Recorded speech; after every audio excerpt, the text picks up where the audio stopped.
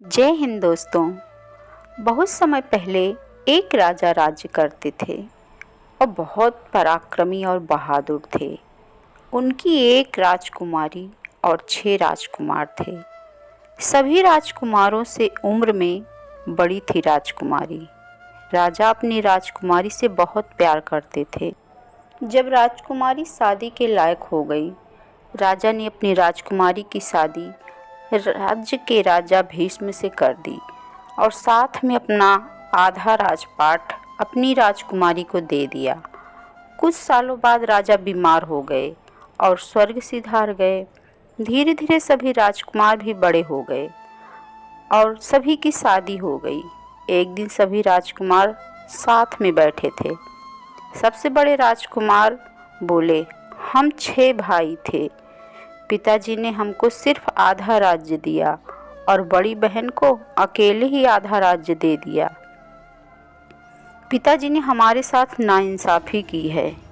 क्यों हम सब मिलकर बहन से अपना आधा राज्य न छीन लें?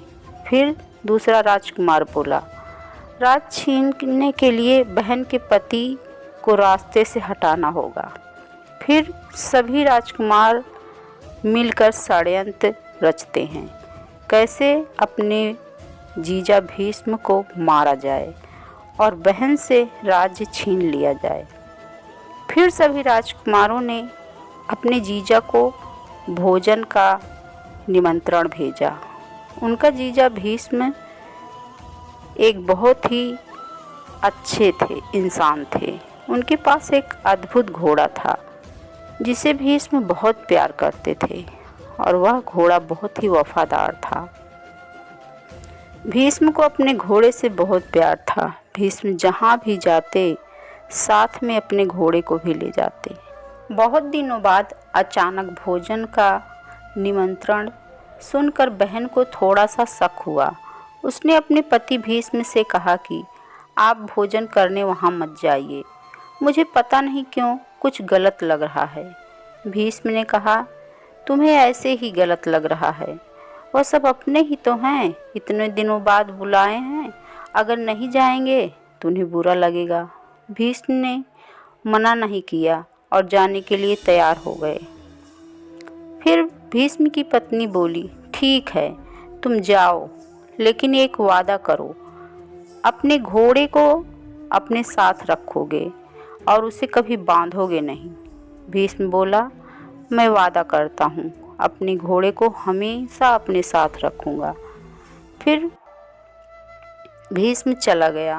भीष्म जब वहाँ पहुँचा तो सभी राजकुमार अपने जीजा को देखकर बहुत खुश हुए और अपना षड्यंत्र चालू कर दिए।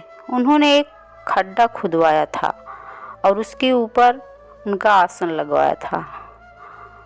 अगर उस पर कोई बैठता तो उस खड्डे में गिर जाता और हथियारों में धंसकर मर जाता। लेकिन खड्डे के ऊपर अच्छे से इतना सुंदर सजाया था तो किसी को पता न चले।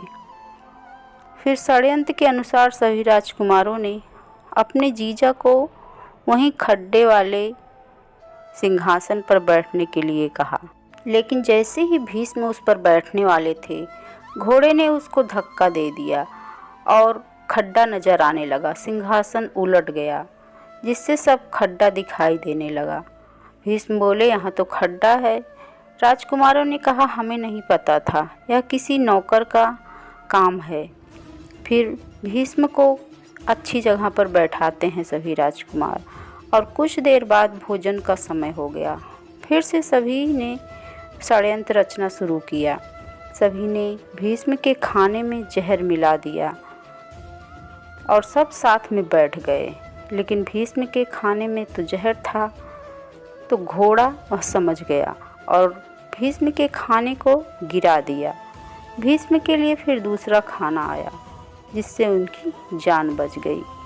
खाना खाने के बाद, आराम करने के बाद ज़्यादा रात हो गई। भीष्म बोला, अब मुझे घर जाना चाहिए। सभी राजकुमार बोले, ज़्यादा रात हो गया है, आप आज की रात हमारे यहाँ ही रुक जाएं, कल आप चले जाना।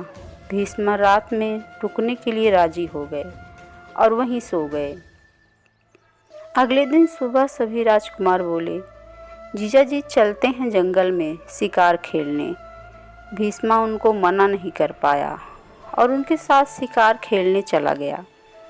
शिकार खेलते समय भीष्मा जानवरों पर निशाना लगाता था, लेकिन सभी राजकुमार धोखे से भीष्मा पर तीर चलाते थे, लेकिन घोड़ा हर बार भीष्मा को बचा लेता था। फिर सभी राजकुमारों ने दूसरा षड्यंत्र रचा और उन्होंने भीष्मा से कहा, बहुत शिकार हो गया, अब चलते हैं तालाब में नहाते हैं, शरीर जिससे बिल्कुल ताज़ा हो जाएगा। भीष्मा को भी नहाने का मन था, वह तुरंत राजी हो गया। जब सब तालाब में नहा रहे थे तभी एक राजकुमार बोला, क्यों ना हम सब एक खेल खेलते हैं पानी के अंदर। पानी के अंदर अपना सर देखते हैं कौन ज़्यादा देर तक रोक सकता है। फिर सब ने अपना अपना सर पानी में एक साथ डुबाया, लेकिन जैसे ही भीष्मा ने अपना सर डुबाया, घोड़े ने भीष्मा का सर ऊपर खींच लिया। फिर जितनी बार भीष्मा अपना सर पानी में डुबाना चाहता, घोड़ा ऊपर खींच लेता। ये सब देखकर सभी राजकुमार बोले, जीजा ये घोड़ा हमें सही से खेलने नहीं दे रहा है, आप इसको बांध दीजिए। भीष्मा बोला, मैंने तुम्हारे बहन से वादा किया है कि घोड़े को नहीं बांधूंगा। सभी राजकुमार बोले, क्या आपको हम पर विश्वास नहीं है? हम सब आपकी रक्षा के लिए हैं, फिर इस घोड़े की क्या ज़रूरत? भीष्मा उनकी बातों में आ गया और वह अपने घोड़े को एक विशाल पेड़ में बांध दिया। फिर दोबारा पानी में नहाने चला गया। सब साथ में पानी के अंदर अपना अपना सर किए, लेकिन सभी राजकुमार तुरंत अपना सर बाहर कर लिए, लेकिन भीष्मा अपना सर पानी के अंदर ही रखा था। भीष्मा समझ गया था यह खेल है, लेकिन वह राजकुमारों की चाल थी। फिर जैसे ही भीष्मा अपना सर पानी से बाहर किया, तभी राजकुमारों ने तलवार से हमला कर दिया। भीष्मा इनकी चाल ना समझ सका और मारा गया। फिर राजकुमारों ने भीष्मा को जंगल में दफना दिया और वापस घर चले गए। उधर भीष्मा की पत्नी भीष्मा का इंतज़ार कर रही थी। जब कई दिनों तक भीष्मा घर नहीं आया तो भीष्मा की पत्नी अपने मायके आई और अपने भाइयों से भीष्मा के बारे में पूछा। तब सभी राजकुमारों ने झूठ बोला कि भीष्मा तो अगले दिन ही चला गया था, वह यहाँ नहीं है। भीष्मा की पत्नी रोने लगी और भीष्मा को ढूंढने लगी। राजकुमारों की पत्नियां भी इस षड्यंत्र में मिली हुई थी, केवल छोटे राजकुमार की पत्नी को छोड़कर। वह शुरू से ही षड्यंत्र के विरोध में थी, लेकिन राजकुमारों ने उसको चुपचाप रहने के लिए कहा था, वरना उसको भी मुसीबत में डाल देते। भीष्मा की पत्नी जब कई दिनों तक रोती रही, तब छोटे राजकुमार की पत्नी को नहीं रहा गया। उसने भीष्मा को पत्नी से कहा कि आप इतना रो रही हैं, जाइए थोड़ा तालाब की तरफ घूम कर आइए, आपको थोड़ा शांति मिलेगी। छोटे राजकुमार की पत्नी सीधा सीधा नहीं बता सकती थी, क्योंकि उसकी अपनी जान पर भी डर था। भीष्मा की पत्नी तालाब की तरफ घूमने चली गई। जब वहां पहुंची तो उसने देखा कि तालाब का पानी लाल है और समझ गई कि भीष्मा अब इस दुनिया में नहीं है। वह वापस घर आई और अपनी सभी भाइयों से झगड़ने लगी। उसने कहा, मैं समझ गई हूँ, तुम सब ने मिलकर भीष्मा को मार दिया है। सभी राजकुमारों ने अपनी बहन को पकड़ लिया और कैद कर दिया। फिर कुछ दिनों बाद पता चला उनकी बहन गर्भवती है, तो उन्होंने आपस में तय किया कि अपनी बहन को भी मार देते हैं, वरना जब बच्चा बड़ा होगा तो हम सब से अपने पिता का बदला लेगा। लेकिन रात में छोटे राजकुमार की पत्नी ने भीष्मा पत्नी को कैद से निकाल कर भगा दिया। भीष्मा की पत्नी कैद से निकलकर बहुत दूर चली गई। इधर सुबह में जब सभी राजकुमारों को पता चला कि उसकी बहन कैद से भाग गई है तो उन्होंने बहुत ढूंढा, लेकिन वह नहीं मिली। फिर सभी राजकुमारों ने बहन के राज्य पर भी कब्जा कर लिया और अपने जीवन जीने लगे। उधर उनकी बहन राजकुमारों की कैद से भागकर अपने भीष्मा के दोस्त के यहाँ चली गई और अपना आप बीती बताई। भीष्मा का दोस्त बहुत अच्छा इंसान था। उसने राजकुमारी को अपने वहाँ रहने के लिए कहा। फिर राजकुमारी वहीं रहने लगी। कुछ समय बाद राजकुमारी ने एक बच्चे को जन्म दिया जिसका नाम सत्या रखा गया। सत्या धीरे धीरे बालक से बड़ा हुआ और भीष्मा के दोस्त को ही अपना पिता समझता था और दूसरे बच्चों के साथ खेल रहा था। इसी बीच बच्चों से सत्या का झगड़ा हो गया। सत्या ने उनको पीटा। फिर उनमें से एक बच्चा बोला, हमें क्यों पीटते हो? अगर तुम सचमुच बहादुर हो तो जाओ अपने पिता के मारने वालों को मारो। सत्या सुनकर अचंभित हो गया। वह घर गया और अपनी माँ से पूछा, मेरे पिता कौन हैं और उनको किसने मारा? माँ ने कहा, तुम अभी बच्चे हो, जब तुम बड़े हो जाओगे तो बताऊंगी। सत्या उस समय शांत हो गया, लेकिन हर वक्त बदले के लिए सोचता रहता था। कुछ सालों बाद सत्या बड़ा हो गया। फिर उसने अपनी माँ से पूछा, अब बताओ। फिर माँ ने कहा, सत्या तुम्हारे पिता का नाम भीष्मा था। उनको तुम्हारे मामाओं ने मिलकर धोखे से मार दिया। सत्या ये सुनकर बहुत गुस्सा हुआ और बोला, मैं अपने पिता का बदला सभी मामा से लूँगा।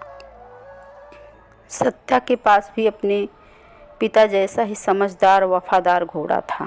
सत्या की माँ ने कहा, तुम्हारे पिता ने अपना घोड़ा बांध दिया था, लेकिन तुम अपने घोड़े को किसी भी कीमत पर मत बांधना और अपने मामाओं के धोखे से बचना और सिर्फ अपनी छोटी मामी पर विश्वास करना और किसी पर नहीं।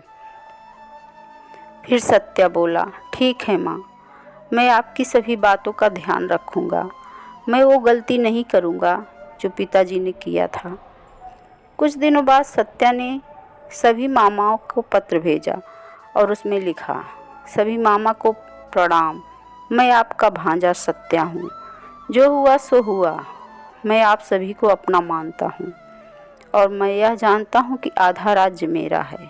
आप सभी मुझे मेरा राज्य दे दीजिए।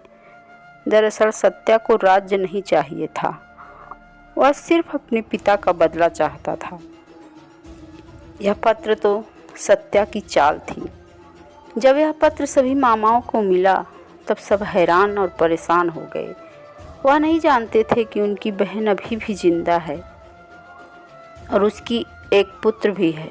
फिर सभी मामाओं ने षड्यंत्र रचा।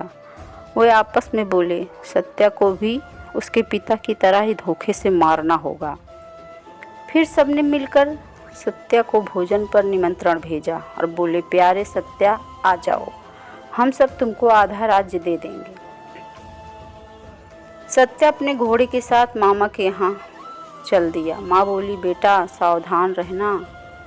सत्या बोला, घबराओ मत माँ, मैं हमेशा सतर्क रहूँगा। फिर सत्या मामा के राजमहल की तरफ चल दिया। जब सत्या मामा के यहाँ पहुँचा तो सभी मामा पहले से ही सत्या का इंतज़ार कर रहे थे। वह सभी सत्या को देखकर बहुत खुश हुए और अपना षड्यंत्र चालू कर दिए। उन्होंने सत्या को भी वैसे ही खड्डे पर बैठने के लिए कहा जिसके अंदर नुकीले हथियार लगे थे और ऊपर बिस्तर लगा था। जैसे ही सत्या बिस्तर पर बैठने लगा, उसका घोड़ा बिस्तर खींच दिया। बिस्तर खींचते ही खड्डा नज़र आने लगा। सत्या बोला, ये तो खड्डा है। फिर सभी मामा खुद को निर्दोष बताने लगे। सभी बोले, हमें नहीं पता था कि वहाँ गड्ढा है। फिर उन्होंने सत्या को दूसरी जगह बैठाया, बातचीत करने लगे। फिर कुछ समय बाद भोजन का समय हो गया। सब खाने के लिए बैठ गए, लेकिन सत्या के खाने में तो जहर था। सब बोले, खाना चालू करते हैं। तभी सत्या बोला, मैं इतने दिनों बाद आया हूँ, जब तक मेरी सभी मामियाँ कुछ गिफ्ट नहीं देंगी तब तक मैं भोजन नहीं करूँगा। सभी मामियाँ जानती थी कि भोजन में जहर है, सत्या खाते ही मर जाएगा, इसलिए सब तुरंत राजी हो गई और गिफ्ट देने के लिए, क्योंकि वो जानती थी कि सत्या को मरते ही उनका गिफ्ट वापस मिल जाएगा। फिर सब ने अपना अपना कोई एक एक गहना सत्या को दे दिया, लेकिन छोटी मामी ने गहना नहीं बल्कि एक चिट्ठी दी छिपाकर। उस चिट्ठी में लिखा था, सत्या तुम्हारे भोजन में जहर है। सत्या को अब पता चल गया था भोजन में जहर है। फिर सत्या ने कहा, हम सब पहली बार एक साथ भोजन कर रहे हैं, इसलिए सब एक ही थाली में एक साथ खाएंगे। यह कहकर सत्या ने सबका खाना एक थाली में कर दिया, साथ में अपना जहर मिला खाना भी उसी थाली में कर दिया। फिर सब घबरा गए और सब अलग अलग बहाने बनाने लगे ना खाने के लिए। फिर दूसरा खाना आया, फिर सब ने साथ में खाया। रात ज़्यादा हो गई थी। सत्या मामा के वहाँ ही सो गया। अगले दिन सभी मामा सत्या से बोले, चलो चलते हैं शिकार खेलने। सत्या बोला, ठीक है चलते हैं। फिर सब एक साथ जंगल चले गए। फिर कोई भी जानवर दिखता, सभी मामा जानवरों के बहाने सत्या पर तीर चला देते, लेकिन सत्या हमेशा तैयार रहता। वह खुद को बचा लेता। वह जब भी मौका पाता मामाओं पर तीर चला देता। इस तरह शिकार करते करते सब थक गए। फिर मामा बोले, चलते हैं तालाब में नहाने।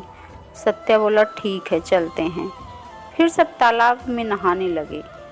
यह वही तालाब था जिसमें सत्या के पिता को मारा गया था। नहाते नहाते जब राजकुमार पानी के अंदर गया, सभी मामा एक साथ हमला कर दिए। सत्या भी पहले से तैयार था, वह भी अपने सभी मामा पर हमला कर दिया।